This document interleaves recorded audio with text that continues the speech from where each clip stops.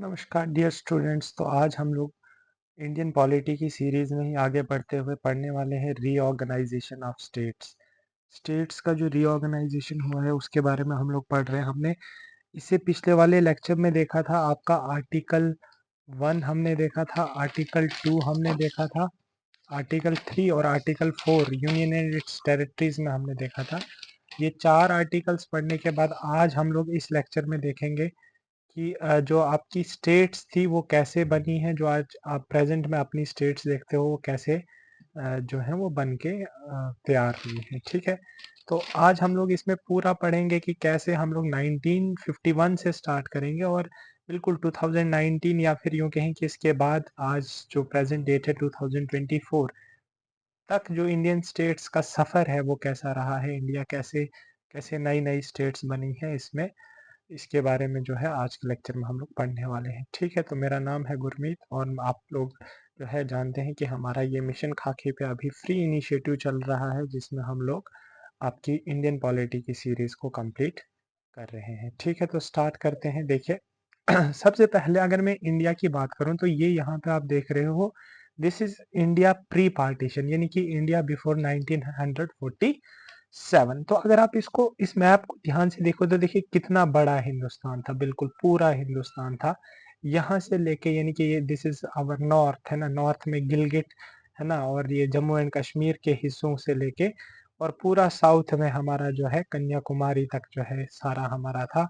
और बिल्कुल ईस्ट में हमारा तब उस टाइम पे असम में आता था, आज यहाँ पे जो है अरुणाचल प्रदेश है। और यहाँ से लेके जो है वेस्ट में बलूचिस्तान तक का एरिया जो था वो बिल्कुल इंडियन टेरिटरी में जो था 1947 से पहले जो था वो आता था। और आज देखिए अगर आप लोग इंडिया को देखें तो अगर यहाँ पे भी मैं बॉर्डर ड्रा करूं तो आप लोग जानते हो कि ये वाला भी पार्ट जो है इट इज पीओके नाउ, ये पाकिस्तान ऑक्युपाइड कश्मीर हो गया है। यहाँ से जो पार्ट है कुछ वो स्काई चीन ने ले लिया है। ठीक है, और ये देखिए ये हमारा हमारे इंडिया से एक नया स्टेट या नई कंट्री बांग्लादेश, यहाँ से एक और नई कंट्री जो है वो पाकिस्तान बन गई है। तो ये है प्रेजेंट इंडियन मैप जिसमें आप लोग जो है इंडिया को ये देख पा रहे हैं। ये पूरा हमारा गुजरात, फिर महाराष्ट्र और ये ऐसे ऐसे, और यहाँ पे जो है ईस्ट पाकिस्तान जो आज बांग्लादेश बन गया है, और बाकी जो है ये हमारी प्रेजेंट स्टेट है। तो देखिए आज हम लोग यही पढ़ने वाले हैं कि इंडिया का जो सफ़र है इससे और इस तक, ठीक है, from this to this, from central province to आज मध्य प्रदेश छत्तीसगढ़ के हैं, from this single state of Bombay to Maharashtra, आई बात समझ में, from this state of Madras to modern day Tamil Nadu and parts of Andhra Pradesh. ये कैसे पूरी की पूरी ये जो ट्रांसफॉर्मेशन आप इन दो मैप्स के बीच में देख रहे हैं, ये इस ट्रांसफॉर्मेशन के बारे में आज हम लोग पढ़ने वाले हैं कि ये ट्रांसफॉर्मेशन जो है वो कैसे हुआ है। तो चलिए स्टार्ट करते हैं। देखिए अगर मैं 1947 की बात करूं तो आपको पता है कि 1947 में जो माउंट बैटन प्लान था उसमें इंडिया को जो था वो दो हिस्सों में डिवाइड करना था। ठीक है, इंडिया को दो हिस्सों में डिवाइड करना था, एक इंडिया में, ठीक है, और दूसरा किसमें, पाकिस्तान में। ठीक है, तो इंडिया और पाकिस्तान में इंडिया डिवाइड तो हो गया। जो इंडिया के अंदर जो प्रिंसली स्टेट्स आ रही थे देवर 552, 552 जो प्रिंसली स्टेट्स थे वो इंडिया के अंदर थे। और उस टाइम के जो Vallabh bhai Patel, Sardar Vallabh bhai Patel, iron man of India के नाम से जिन्हें जानते हैं, उन्होंने बहुत सारे एफर्ट्स लगाए और मैक्सिमम प्रिंसली स्टेट्स को जो है वो इंडिया के फेवर में किया और इंडिया के अंदर जो है वो उन्होंने मिलाया। ठीक है, पर तीन ऐसे प्रिंसली स्टेट्स थे जिन्होंने ना तो इंडिया का दामन जो है वो पकड़ा और ना ही पाकिस्तान का दामन थामा। वो तीन स्टेट थे आपके यहाँ पे देखिए ऊपर जो आपका क्राउन है, जो आपका हेड है कश्मीर, इंडिया के बिल्कुल बीच में हैदराबाद, और ये देखिए गुजरात के जो पार्ट है यहाँ पे एक तीसरा जो हमारा प्रिंसली स्टेट था जिसका नाम है जौनागढ़। ठीक है, तो ये जो है चार जो तीन स्टेट्स थे ये ना इंडिया के पास आए और ना ही जो थे पाकिस्तान के साथ आए। तो अल्टीमेटली फिर क्या हुआ, हैदराबाद को जो है इंडिया ने अपने साथ, क्योंकि हैदराबाद का अगर आप लोकेशन देखो it is in the middle of India. हालांकि हैदराबाद के जो निजाम थे वो पाकिस्तान को ज्वाइन करना चाहते थे पर कर नहीं सकते थे, क्योंकि अगर हैदराबाद की अगर आप लोकेशन देख पा रहे हो यहाँ पे तो देखिए बिल्कुल इंडिया से घिरा हुआ था, बिल्कुल बीच में था। तो फिर तो एक पाकिस्तान, दो पाकिस्तान और तीन पाकिस्तान हो जाते। तो इसको जो है वो पुलिस एक्शन से, हैदराबाद को जो है वो पुलिस एक्शन से इंडिया के साथ जो है वो मिला दिया। ठीक है, यानी कि इंडिया ने अटैक किया हैदराबाद के ऊपर और अल्टीमेटली हैदराबाद जो था वो इंडिया के साथ मिल गया। ठीक है, जौनागढ़ में हुआ रेफरेंडम। रेफरेंडम का क्या मतलब होता है? रेफरेंडम मैंने बताया था it is a tool in direct democracy, जहाँ पे एक लोग जो है वो खुद से वोट करते हैं और बताते हैं कि हमें जो है वो कौन से स्टेट में जाना पड़ता है। ठीक है, it is same like plebiscite. पर प्लेबिसाइड और रेफरेंडम में बेसिक डिफरेंस होता है कि plebiscite is not binding, whereas referendum is binding. ठीक है, अगर आप किसी भी लॉ के ऊपर रेफरेंडम करवाते हो तो फिर आपको उस चीज को मानना पड़ेगा। तो जौनागढ़ में रेफरेंडम, और रेफरेंडम से जो जौनागढ़ की पॉपुलेशन है वो इंडिया के साथ आ गई। और कश्मीर जो था by signing the instrument of accession, ठीक है, इंस्ट्रूमेंट ऑफ एसेशन साइन करके कश्मीर भी जो था वो भारत के साथ मिल गया। तो अल्टीमेटली जब हम लोग 1947 की बात करें तो this Kashmir, this whole of India, आई बात समझ में? जो आप देख रहे हो यहाँ पे ऑरेंज कलर में, ये सारा का सारा इंडिया, और जौनागढ़ और हैदराबाद भी जो था वो इंडिया के साथ मिल गया। और इंडिया के वेस्ट में वेस्ट पाकिस्तान, और इंडिया के जो ईस्टर्न पार्ट है, ये देखिए ये वाला पार्ट जहाँ पे आज मॉडर्न डे बांग्लादेश है, वहां पे ईस्ट पाकिस्तान था जो वो बन गया। ठीक है, तो जब इंडिया का ये बाइफर्केशन हुआ इंडिया और पाकिस्तान में, तो उस समय की अगर मैं बात करूं तो इंडिया में आप लोगों को बताया होगा कि एक रेड क्लिफ थे, है ना, रेड क्लिफ, उन्होंने एक लाइन ड्रा कर ली, मतलब उन्हें चार्ज दिया गया था इंडिया की बाउंड्री का, और उस लाइन को हम लोग जो है वो रेड क्लिफ लाइन बोलते हैं। जैसे कि आप देख सकते हो this is the map of colonial India, जहाँ पे पूरा का पूरा जो संपूर्ण भारत है एकदम बिल्कुल बलूचिस्तान से लेके और अरुणाचल प्रदेश तक, और बिल्कुल कश्मीर से लेके कन्याकुमारी तक ये दिखाया गया है। पर क्योंकि डिवीजन के बाद हम लोगों से जो पाकिस्तान है वो छिन गया, हमारा ईस्ट पाकिस्तान का ये वाला हिस्सा जो आज मॉडर्न डे बांग्लादेश है वो भी हम लोगों से जो था वो छिन गया, और ये जो है वो इंडिया है। और आप लोग ये रेड कलर की जो लाइन देख रहे हो यहाँ से, this is the boundary between India and Pakistan, and this line was called the red Cliff line. ठीक है, ये ब्रिटिश ऑफिशियल्स ने ही इंडिया के पार्टीशन के लिए जो थी वो लाइन ड्रा की थी। ठीक है, तो फाइनली जब इंडिया जो है वो 1947 में अलग हो गया, तो इंडिया के जो हिस्से थे, आप लोगों को मैंने बताया था कि पार्ट जो आर्टिकल फर्स्ट है, आर्टिकल फर्स्ट में बताया गया कि इंडिया के कौन कौन से जो टेरिटरी है वो इंडिया के अंदर होने वाली है, और वहां पे जो है वो चार पार्ट्स में जो है वो इंडिया की टेरिटरी को जो है वो बताया गया। ठीक है, part A, part B, part C और पार्ट डी में। ठीक है, चार पार्ट्स में जो है इंडियन की टेरिटरी को बताया गया।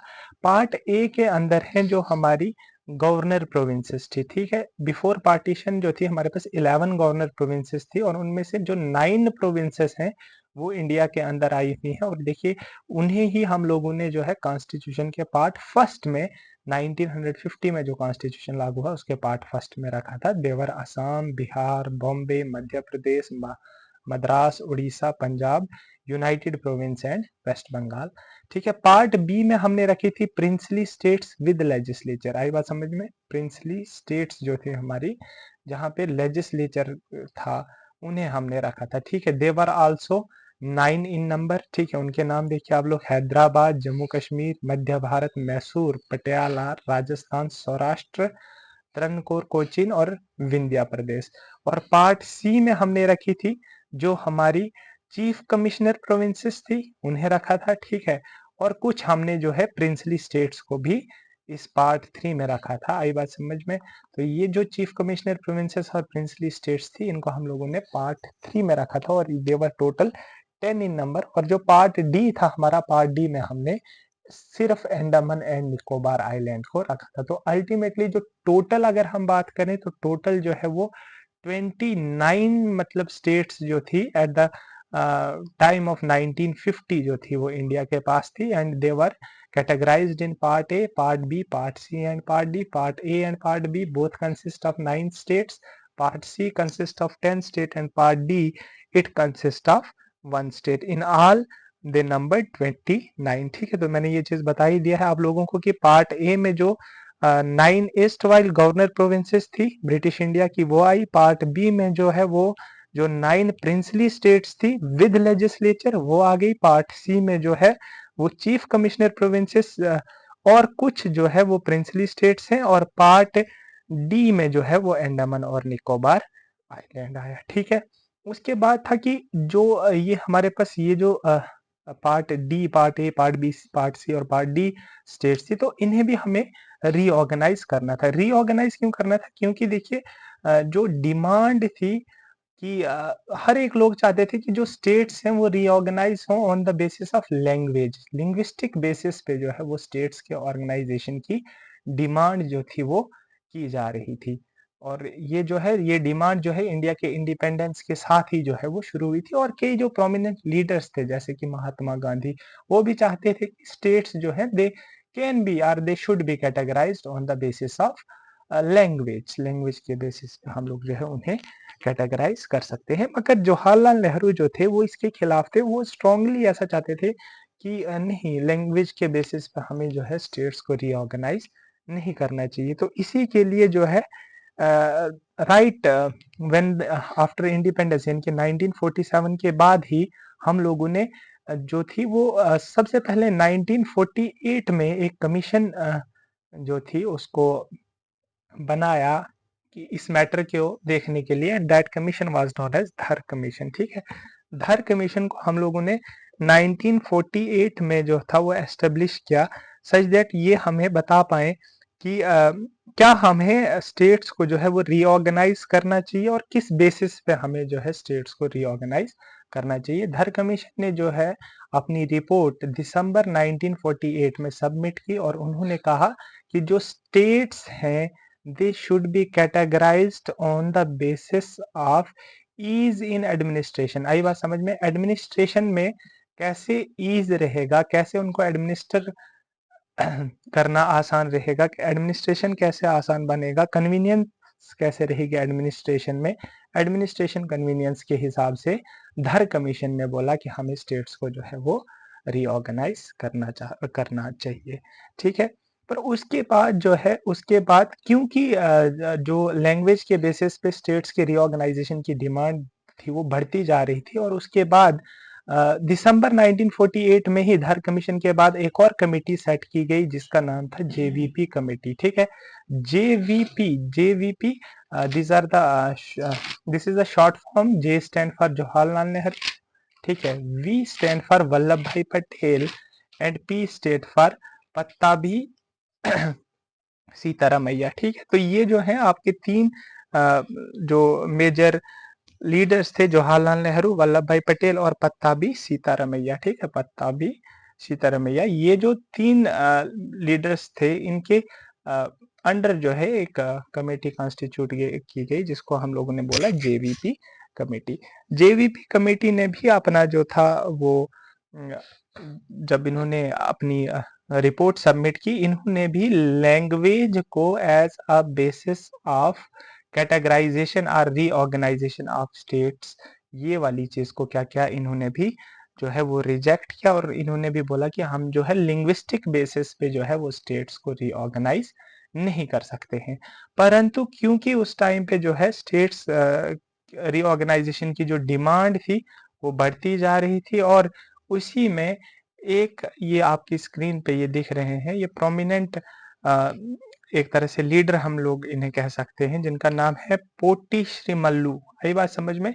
ये जो पोटी श्री मल्लू थे ये जो थे वो फास्ट टिल डेथ पे बैठे थे और बिल्कुल इन्होंने जो है वो अपने जो प्राण थे वो त्याग दिए। इन 1952 में जो है इनकी डेथ हो गई। ये जो थे वो फास्ट टिल डेथ पे बैठे थे और इनकी मौत के बाद जो है वो और ज्यादा रीऑर्गेनाइजेशन ऑफ स्टेट की जो डिमांड थी लिंग्विस्टिक बेसिस पे वो बढ़ती गई। और फाइनली 1953 में इसी इन्हीं जो लिंग्विस्टिक बेसिस पे डिमांड थी स्टेट की, इसको मानते हुए जवाहरलाल नेहरू ने जो पहली लिंग्विस्टिक स्टेट है वो क्रिएट की। और पहली लिंग्विस्टिक स्टेट जो थी इट वाज आंध्रा प्रदेश, आंध्र प्रदेश को जो है वो इंडिया की पहली लिंग्विस्टिक स्टेट बना दिया। ये जो है ये आपके पोटी श्रीमल्लू हैं, ठीक है। इन्हें फादर ऑफ आंध्रा भी कहा जाता है, क्योंकि इन्हीं की वजह से जो मद्रास थी, मद्रास डिवाइड किया गया, मद्रास को डिवाइड किया गया। जो मद्रासी स्पीकिंग पॉपुलेशन और जो तेलुगु स्पीकिंग पॉपुलेशन है उसके बीच में, और तेलुगु स्पीकिंग पॉपुलेशन को जो है वो नई स्टेट दी गई, and that state was known as Andhra Pradesh, ठीक है। और बाकी जो है उस आंध्रा को मद्रास से जो है वो डिवाइड किया गया, ठीक है। तो इसके बाद जो है जब क्योंकि पहली लिंग्विस्टिक स्टेट अब क्रिएट हो गई, तो अब बाकी जगह पे भी लैंग्वेज के बेसिस पे स्टेट्स का रीऑर्गेनाइजेशन की डिमांड जो थी वो बढ़ती गई और बढ़ती गई। तो फिर फाइनली जो है एक और कमीशन जो है एस्टेब्लिश की गई, जिसका नाम था state reorganization commission. State reorganization commission को हम लोग जो है वो फजल अली कमीशन के नाम से भी जानते हैं। इसमें भी आप लोगों के 3 मेंबर्स थे, इट वाज हेडेड बाय फजल अली, और 2 और जो मेंबर्स थे इसमें, एक थे आपके पानीकर और दूसरे थे आपके कुंजरू, ठीक है। ये 3 जो लोग थे, इन 3 लोगों ने जो है स्टेट रीऑर्गेनाइजेशन कमीशन को बनाया, कॉन्स्टिट्यूट किया, और इन्होंने जो है वो अपनी रिपोर्ट सबमिट की। इनकी रिपोर्ट के तहत जो है फर्स्ट टाइम इन्होंने कहा, पहली बार ये माना गया कि हम लोग जो है वो लैंग्वेज के बेस पे या लिंग्विस्टिक बेसिस पे जो है वो स्टेट्स को क्रिएट कर सकते हैं, ठीक है। इन्होंने भी पार्शियली ये चीज मानी थी कि हम लोग ऐसे फुल्ली जो है वो लैंग्वेज के बेसिस पे नहीं कर सकते, बट हाँ पार्शियली हम लोग लैंग्वेज के बेसिस पे जो है वो स्टेट्स को रीऑर्गेनाइज कर सकते हैं। लेकिन इन्होंने जो मेन इंपॉर्टेंट थी कि वन लैंग्वेज वन स्टेट जो थी, वन लैंग्वेज वन स्टेट, इसको इन्होंने क्या किया, रिजेक्ट किया। इन्होंने कहा कि एक लैंग्वेज और एक स्टेट का जो फॉर्मूला है इसको रिजेक्ट किया, बट हाँ इन्होंने पार्शियली एक्सेप्ट किया कि यस हम जो है लिंग्विस्टिक बेसिस पे भी स्टेट्स को रीऑर्गेनाइज कर सकते हैं, ठीक है। इन्होंने 4 चीजें जो है वो अपनी रिपोर्ट में कही थी कि हम लोगों को जो है सबसे पहला जो है वो सिक्योरिटी और यूनिटी ऑफ नेशन को जो है वो प्रिजर्व करके रखना है और उसको स्ट्रेंथन करना है, यानी कि सिक्योरिटी और यूनिटी के ऊपर जो है कोई भी प्रभाव नहीं पड़ना चाहिए, ठीक है। उसके बाद इन्होंने कहा कि हाँ बिल्कुल हम लोगों को स्टेट्स को ऐसे रीऑर्गेनाइज करना है that we should maintain linguistic and cultural homogeneity, ठीक है। हमें लिंग्विस्टिक और कल्चरल होमोजिनिटी मेंटेन कर सकते हैं। तो यहीं से जो है मतलब लिंग्विस्टिक होमोजिनिटी या language as a basis of reorganization जो है वो पार्शियली इन्होंने एक्सेप्ट किया। हालांकि इन्होंने तीसरे पॉइंट में ये चीज क्लियर की थी कि we should ensure the financial, economic and administrative considerations, ठीक है। मतलब हमें फाइनेंशियल, एडमिनिस्ट्रेटिव और साथ में इकोनॉमिकल जो चीजें हैं उनको भी ध्यान में रख के जो है स्टेट्स को रीऑर्गेनाइज करना। और चौथा और मोस्ट इंपॉर्टेंट जो चीज है उन्होंने कहा था that we should plan and promote the welfare of the people in each state, ठीक है। कि हमें जो है प्लानिंग भी करनी है और हमें जो है प्रमोशन भी करना है for the welfare of people, ठीक है। कि लोगों का भला होना चाहिए in states as well as in the whole nation. So these were the 4 important points जो आपकी फजल अली कमीशन या फिर स्टेट रीऑर्गेनाइजेशन कमीशन ने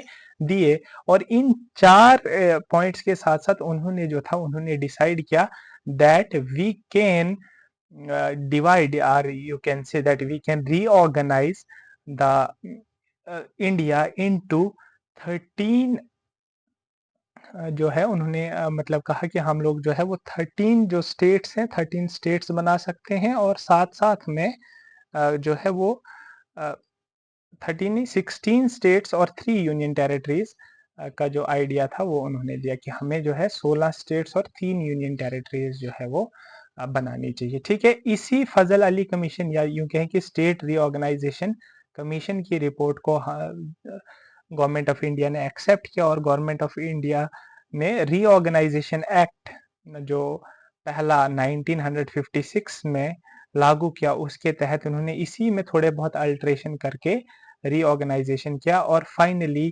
14 स्टेट्स और 6 यूनियन टेरिटरीज जो थी वो स्टेट रीऑर्गेनाइजेशन एक्ट 1956 में इंडिया को मिली, ठीक है।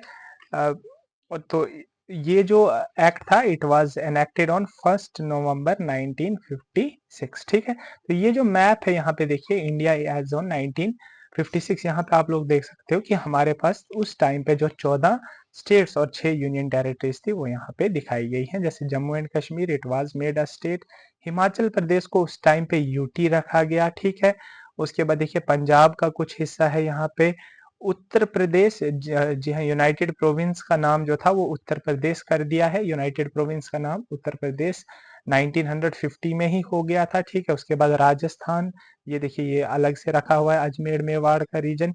यहाँ पे जहाँ पे आज मॉडर्न डे में गुजरात है, वहां पे देखिए दो कच्छ और सौराष्ट्र का रीजन रखा हुआ है, और बॉम्बे जो है वो पूरा ही लगभग कंसिस्ट कर रहा है अरेबियन सी के साथ साथ जितना भी हमारा वेस्टर्न कोस्टल एरिया है, लगभग समझिए आप गुजरात से लेके और प्रेजेंट डे कर्नाटका, मैसूर या यूं कहें वहां तक जो है वो बॉम्बे हमारी प्रेसिडेंसी थी, ठीक है। बॉम्बे को एक स्टेट बनाया गया, मैसूर को एक स्टेट बनाया गया जो प्रिंसली स्टेट थी मैसूर की। उसके बाद मद्रास को स्टेट बनाया गया, ठीक है। उसके बाद आंध्र प्रदेश और उड़ीसा, मध्य प्रदेश, वेस्ट बंगाल, बिहार, सिक्किम, ये जो आज हमारा नॉर्थ ईस्टर्न रीजन है उसको उस टाइम पे नॉर्थ ईस्ट फ्रंटियर एजेंसी बोलते थे। और पूरी जो हमारी आज 7 स्टेट्स हैं उस वहां पे देखिए तब उस टाइम पे एक ही जो है वो मेजर स्टेट थी जिसको असम जो है वो नाम दिया गया है। और ये जो सिक्किम है ये आप लोगों को पता है कि ये एट दैट टाइम इंडिया का पार्ट नहीं हुआ करती थी, यहाँ पे जो था वो राजा हुआ करते थे और ये जो थी वो किंग के कंट्रोल में थी, ये उस टाइम पे इंडिया के साथ नहीं थी। तो अगर हम लोग 1956 में स्टेट रीऑर्गेनाइजेशन एक्ट की बात करें जो नवंबर 1 1956 को लागू हुआ, at that time we were having 14 states and 6 UTs, ठीक है। तो ये वाली चीज जो है आपको नोट करके रखनी है कि जब 1956 स्टेट रीऑर्गेनाइजेशन एक्ट पास हुआ तो हमारे पास कितनी स्टेट्स थी, हमारे पास जो थी वो 14 स्टेट्स थी और हमारे पास जो थी वो 6 यूनियन टेरिटरीज थी। तो आज हम लोग यही पढ़ने वाले हैं कि 1956 के बाद आज आप लोग जानते हो कि हमारे पास जो है वो 28 स्टेट्स और साथ में 7 यूटीज हैं। तो हम लोग ये सफर जो है वो इस लेक्चर में जो है कंप्लीट करने वाले हैं, ठीक है। ओके, नेक्स्ट अगर मैं आपकी बात करूं तो सबसे पहले जो स्टेट हमने क्रिएट की उन 14 स्टेट के बाद इट वाज गुजरात, ठीक है। 1960 में हम लोगों ने जो एर्स्टवाइल बॉम्बे स्टेट थी उसको दो हिस्सों में डिवाइड कर दिया, बॉम्बे और गुजरात में। ये देखिए आप देख सकते हो मैप पे, this is the part of Gujarat, ये जो है गुजरात का हिस्सा है। और यहाँ से नीचे ये जो है ये आज प्रेजेंट डे महाराष्ट्र का हिस्सा है। आई बात समझ में? तो हम लोगों ने 1960 से पहले, जैसे कि मैंने बताया कि it was a single state of Bombay, but 1960 में बॉम्बे रीऑर्गेनाइजेशन एक्ट ऑफ 1960 के तहत हम लोगों ने इसको दो हिस्सों में डिवाइड कर दिया, one was Gujarat and another was Maharashtra, ठीक है। जो गुजराती स्पीकिंग पॉपुलेशन थी उन उस पॉपुलेशन को हमने एक नई state they the, it was Gujarat. और जो मेजरली मराठी स्पीकिंग पॉपुलेशन थी वो जो है आपका महाराष्ट्र हो गया, ठीक है। यहाँ पे जो लड़ाई थी it was mainly for the city of Bombay, जो बॉम्बे सिटी है उसके लिए जो है काफी ज्यादा फाइट थी, क्योंकि Bombay city it is having a population of 35% Gujaratis. आई बात समझ में? ज्यादातर जो बॉम्बे में पॉपुलेशन है वो आज भी गुजराती है। और क्योंकि बॉम्बे जो था वो पोर्ट सिटी है बिल्कुल एकदम समुद्र के किनारे है, तो जो गुजराती बिजनेसमैन थे उन्होंने उसके डेवलपमेंट में उनका बहुत ज्यादा रोल था। तो गुजराती बिजनेसमैन ये नहीं चाहते थे कि बॉम्बे सिटी जो है वो गुजरात से अलग हो, तो वो चाहते थे कि हमें एक अपनी स्टेट भी चाहिए, गुजरात भी चाहिए, और साथ में जो है वो बॉम्बे सिटी या जिसको आज हम लोग मुंबई बोलते हैं वो वाली सिटी भी चाहिए।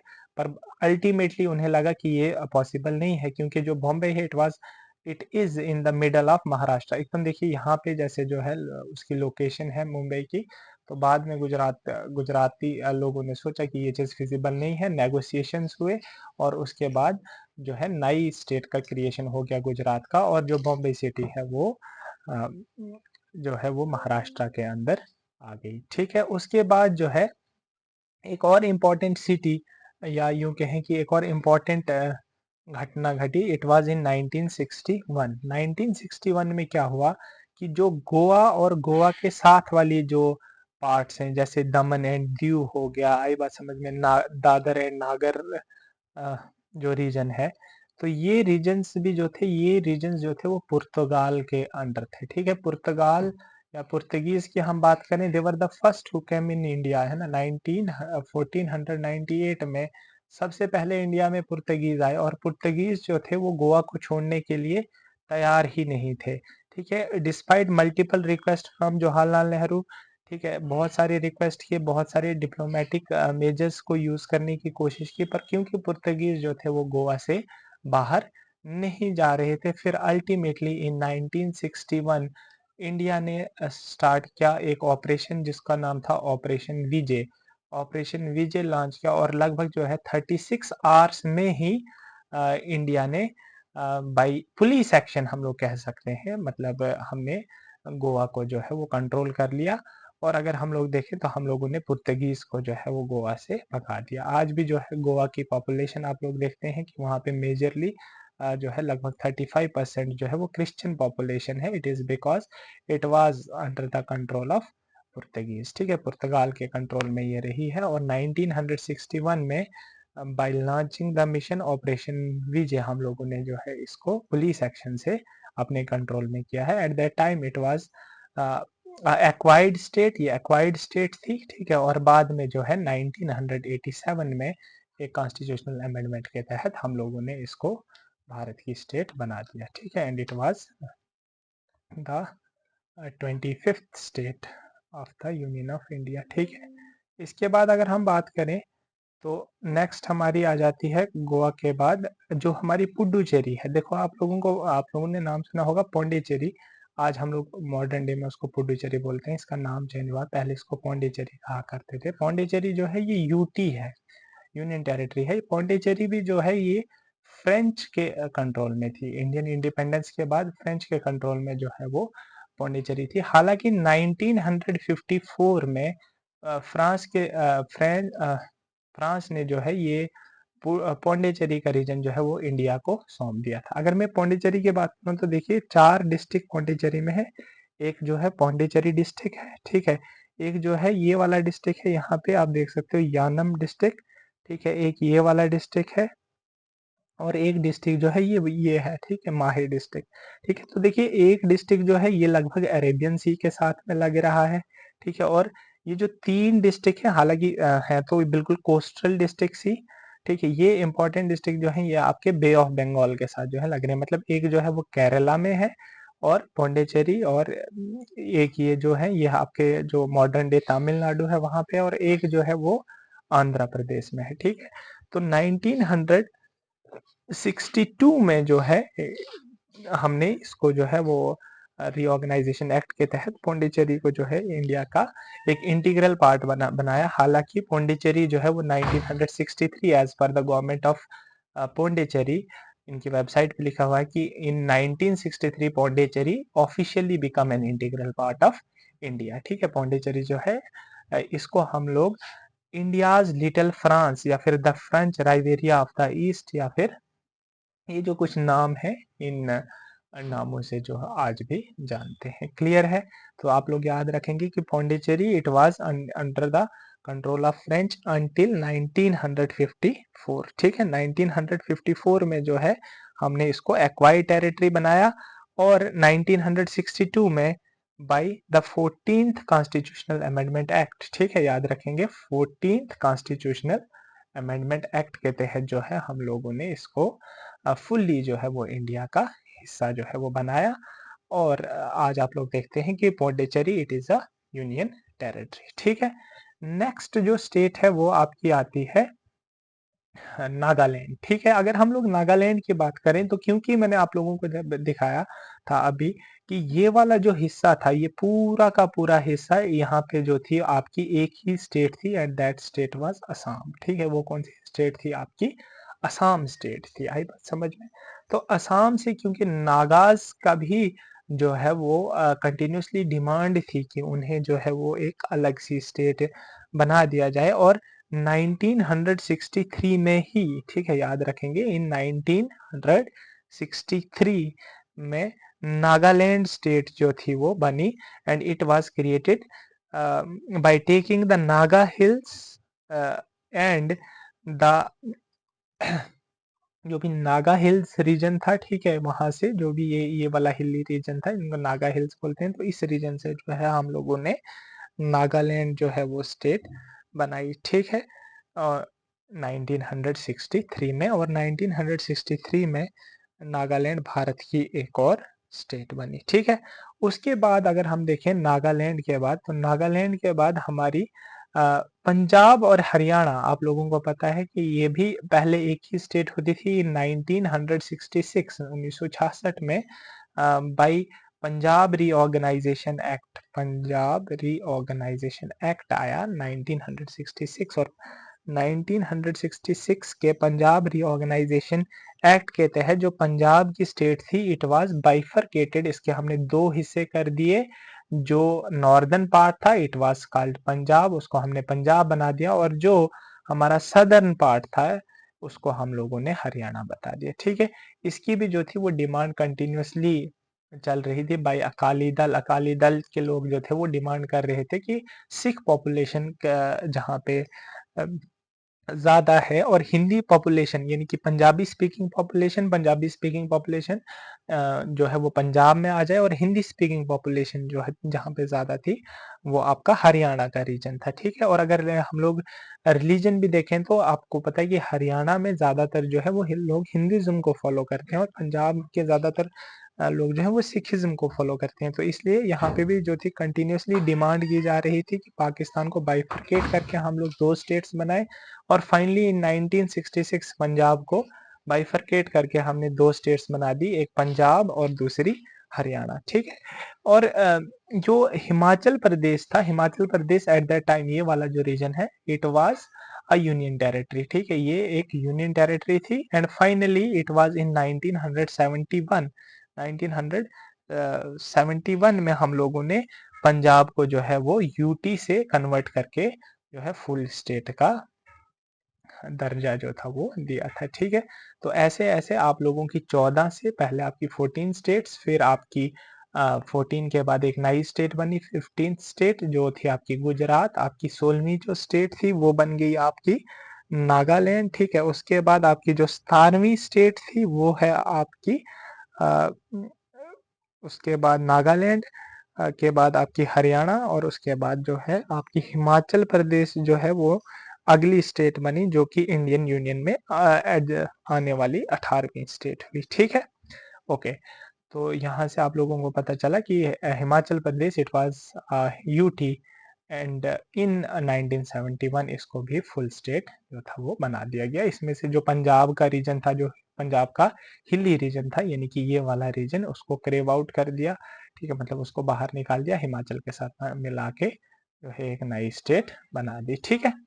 ओके, तो उसके बाद जो मेजर चेंज आया इंडिया की स्टेट्स में वो आया है इन द ईयर 1972, ठीक है, क्योंकि तब हम लोगों ने लगभग जो भी हमारा जो हम यूं कह सकते हैं कि जो ईस्टर्न, या फिर यूं कहें कि जो नॉर्थ ईस्टर्न स्टेट्स हैं हमारी, जिन्हें आप लोग सेवन सिस्टर्स भी बोलते हो, ठीक है, तो इन स्टेट्स को हमने जो है वो रीऑर्गेनाइज किया, ठीक है। देखिए, पहले मैंने आप लोगों को बताया था कि एक ही स्टेट जो थी यहाँ पे एग्जिस्ट करती थी, and that state was Assam, सिर्फ एक ही स्टेट जो है असम एग्जिस्ट करती थी। उसके बाद अभी अभी मैंने आप लोगों को बताया कि असम में से जो नागा हिल्स वाला एरिया था उसको हम लोगों ने सेपरेट करके एक नई स्टेट बना दी, जिसका नाम था नागालैंड, ठीक है। और नागालैंड कब बनाई हमने? 1963 में बनाई, ठीक है। अब आपके पास असम और नागालैंड है, पर ये वाला जो रीजन है, ये वाला रीजन, ये वाला रीजन और ये वाला रीजन, ठीक है, ये अल्टीमेटली अभी भी किसके कंट्रोल में था? ये अभी भी जो सारा का सारा रीजन है वो आपके असम में आता था, ठीक है। बाद में हमने असम से जो है 3 नई स्टेट्स, आपकी मणिपुर, ठीक है, मणिपुर बनाई। उसके बाद हम लोगों ने मेघालय और त्रिपुरा जो है वो बाय द रीऑर्गेनाइजेशन एक्ट्स जो थी ऑफ 1972 में हमने 3 स्टेट्स जो थी वो और बनाई, ठीक है। और उसके बाद में हम लोगों ने इन 1987 में हमने मिजोरम और अरुणाचल प्रदेश को भी जो है वो फुल स्टेट का दर्जा दिया, ठीक है। और जो मिजोरम और अरुणाचल प्रदेश है वो भी हमारी फुल स्टेट्स बनी, ठीक है। इसके साथ साथ यहाँ पे जो एक स्टेट है, मैंने आप लोगों को बताया था ये वाली स्टेट, जो कि आपका सिक्किम रीजन है, ठीक है। सिक्किम जो रीजन है, तो सिक्किम को भी हम लोगों ने जो है इंडियन यूनियन में, क्योंकि मैंने आप लोगों को बताया था कि सिक्किम में पहले जो थी वो चोग्याल डायनेस्टी हुआ करती थी और उनके राजा जो थे वो वहां पे रूल करते थे, पर उनके जो लोग थे वो जो थे इंडिया के साथ रहना चाहते थे। आई बात समझ में? तो फिर वहां पे उनके लोगों ने डिसाइड किया कि they want to throw out the monarchial system and want to join the union of India. और 1974 में हम लोगों ने सिक्किम को भी इंडिया के साथ मिला दिया। पहले सिक्किम को हम लोगों ने जो है अकॉर्डिंग टू कॉन्स्टिट्यूशन एक नया आर्टिकल ऐड किया, इट वाज आर्टिकल 2A, ठीक है। आर्टिकल 2A जो था हमने ऐड किया और उसके साथ साथ हमने आर्टिकल 2A के तहत एक 10th शेड्यूल बनाया जिसमें हमने स्पेशली जो है वो सिक्किम को रखा। पर ultimately with 36th constitutional amendment act 36th constitutional amendment act हम लोगों ने जो है सिक्किम को भी एक फुल फ्लैज स्टेट का दर्जा दिया और सिक्किम जो है इंडिया की 22nd स्टेट जो थी वो बनी। आगे बात समझ में? ठीक है, ओके। 22nd स्टेट हमारी सिक्किम बनी। उसके बाद हमारी जो 23rd स्टेट है it was Mizoram and 24th state it was Arunachal Pradesh, ठीक है। और जो हमारी 25th स्टेट थी इट वाज गोवा, ठीक है। तो अभी हमारे पास जो है वो 25 स्टेट्स बन गई। उसके बाद जो है हमने रीऑर्गेनाइजेशन में एक और मेजर सेटबैक था, वो आया इन ईयर 2000, ठीक है। ईयर 2000 में हम लोगों ने मध्य प्रदेश, उत्तर प्रदेश और बिहार, इन तीनों स्टेट्स में से जो है एक एक नई स्टेट जो थी वो हमने बाहर निकाली, ठीक है। अगर हम लोग मध्य प्रदेश का रीजन देखें तो this is the region of Madhya Pradesh. तो मध्य प्रदेश के रीजन में से हम लोगों ने एक नई स्टेट जो है वो बनाई जिसका नाम था छत्तीसगढ़, ठीक है। वैसे ही हम लोगों ने उत्तर प्रदेश से उत्तरांचल वाला जो एरिया था, जो आज जिसको हम लोग उत्तराखंड के नाम से जानते हैं, इसको अलग किया। और बिहार स्टेट में से हम लोगों ने जो है वो किसको अलग किया है? झारखंड को अलग किया है। पहले बिहार और झारखंड जो था it was Bihar only, Madhya and Chhattisgarh it was Madhya Pradesh only, और यूपी और उत्तरांचल जो था वो एक ही स्टेट था। पर 2000 में हम लोगों ने जो है वो बिहार से झारखंड, यूपी से जो है हम लोगों ने उत्तरांचल और बाद में उसको रीनेम करके उत्तराखंड, और मध्य प्रदेश से जो है हमने छत्तीसगढ़ को जो है वो क्रेव आउट किया। और ultimately Chhattisgarh become the 26th and Uttaranchal become the 27th and Jharkhand become the 28th state of India, ठीक है। और ये जो है ये प्रोसेस चलता रहा अंटिल 2014, ठीक है। और 2014 में आप लोगों को पता है कि हम लोगों ने आंध्र प्रदेश को जो है वो डिवाइड कर दिया दो हिस्सों में, एक आंध्र प्रदेश में और दूसरा तेलंगाना में। और अल्टीमेटली जो तेलंगाना है ये इंडिया की 29th स्टेट बनी, ठीक है। और 2014 के बाद 2019 में हमने by J and K reorganization act जो ईस्ट वाइल स्टेट थी जे एंड के की, उसको बाइफकेट कर दिया दो यूटीज में, into UT of Jammu and Kashmir and UT of Ladakh, ठीक है, यूनियन टेरिटरी ऑफ लद्दाख। तो अल्टीमेटली हमारी जो स्टेट्स थी तेलंगाना इट वाज 29 स्टेट, पर 29 स्टेट में से एक स्टेट हमारी जो है वो जे एंड के जो स्टेट थी it was reorganized and it was bifurcated into two union territories. और इसके तहत अब हमारे पास जो है टोटल 28 स्टेट्स जो है वो बची। और उसी साल जो है हम लोगों ने मतलब 2019 में ही हम लोगों ने दो यूनियन टेरिटरीज थी, दादर एंड नागर और प्लस दमन एंड दीव, उसको जो है वो यूनाइट करके एक ही यूनियन टेरिटरी बनाया जिसका कंबाइंड नेम जो था वो दादर एंड नागर एंड दमन एंड दीव रखा। ये जो है 26 जनवरी 1950 को हमने इसको एनेक्ट कर दिया, ठीक। सही बात है। तो जो प्रेजेंट डे में हमारे पास जो है वो 28 स्टेट्स हैं, और 28 स्टेट्स हैं और साथ में हमारे पास जो है वो यूनियन टेरिटरीज है। क्लियर है ये वाली बात? UT of JNK, UT of Ladakh, ठीक है, UT of Puducherry, UT of Daman and Diu and नागर, UT of Lakshadweep, UT of Andaman and Nicobar island, जो है पौंडीचेरी की हमारे पास यूनियन टेरिटरी है। ये हमारे पास सारी यूनियन टेरिटरीज हैं और ये मैंने आप लोगों को बताया कि कैसे कैसे जो है ये इंडिया का हम लोगों ने रीऑर्गेनाइजेशन किया और अल्टीमेटली जो आज का इंडिया है वो आपके पास जहाँ पे आपके पास सारी की सारी स्टेट्स और सारी की सारी यूटीज जो है वो आप देख सकते हो। This is the modern India. देखिए आप देख सकते हो, it is UT of Jammu and Kashmir, UT of Ladakh, then Himachal Pradesh, Punjab, Uttarakhand, Haryana, Delhi, ये दिल्ली की जो है NCT, नेशनल कैपिटल टेरिटरी, और ये सारा का सारा जो मॉडर्न इंडिया है ये आपको दिख रहा है। ठीक है, इसके साथ साथ हम लोगों ने पढ़ा था कि ये जो सारे हम लोगों ने स्टेट्स बनाए हैं ये बनाए हमने as per article 2 and 3 of the Indian constitution. ठीक है, आर्टिकल 2 और 3 में हम लोगों ने ये चीज पढ़ी है कि ये हमारे कॉन्स्टिट्यूशन को गारंटी देता है। आर्टिकल 2 कि हम लोग क्या कर सकते हैं, एक नई स्टेट बना सकते हैं ना। It tells us about the creation of new state. ठीक है, न्यू स्टेट के क्रिएशन के बारे में बताता है। एडमिशन ऑफ न्यू स्टेट के बारे में बता रहा है, मतलब कि हम लोग एग्जिस्टिंग स्टेट से नई स्टेट बना सकते हैं और एंटायरली किसी भी नए रीजन को एक्वायर करके भी स्टेट बना सकते हैं। और आर्टिकल 3 मैंने आप लोगों को बताया था कि बोलता है कि हम लोग जो है वो बाउंड्रीज को अल्टर कर सकते हैं। हम लोग दो स्टेट्स को तोड़ के एक स्टेट बना सकते हैं या दो स्टेट्स को जोड़ के एक स्टेट्स बना सकते हैं। और जो स्टेट है, स्टेट का मतलब जो स्टेट वर्ड है इट इंक्लूड्स यूटीज, मतलब हम लोग स्टेट और यूटीज को जोड़ के तोड़ के जो है वो नई स्टेट बना सकते हैं। इसके बारे में मैंने पिछले लेक्चर में जो था आप लोगों को डिटेल में बताया था। एक और चीज है कि हम लोग जो है स्टेट्स के नाम भी चेंज कर सकते हैं। तो एक बार मैं आप लोगों को दिखा देता हूँ कि जो कौन सी स्टेट्स थी जिनके जो है हम लोगों ने नाम चेंज किए हुए हैं। तो सबसे पहली जो इनमें स्टेट है इट इज यूनाइटेड प्रोविंस। ठीक है, उत्तर प्रदेश को जो है वो पहला नाम यूनाइटेड प्रोविंस था। इट वाज इन ईयर 1950 जब हमने यूनाइटेड प्रोविंस का नाम उत्तर प्रदेश किया था, because we wanted to keep the UP से। हमारी बात समझ में? इसका शॉर्ट फॉर्म जो है यूपी है, देखो यूनाइटेड प्रोविंस की भी, और आज भी उत्तर प्रदेश को आप लोग यूपी बोलते हो। तो यूनाइटेड प्रोविंस का हमने नाम जो था वो उत्तर प्रदेश किया था। ठीक है, हैदराबाद का नाम हमने आंध्रा किया इन 1953 जब मैंने आप लोगों को बताया कि पहली लिंग्विस्टिक स्टेट जो थी वो आंध्र प्रदेश बनाई गई। ठीक है, इसके बाद जो विंध्य प्रदेश और मध्य भारत था, इन दो को मिला के हमने जो है वो क्या कर दिया, मध्य प्रदेश कर दिया इन ईयर 1956।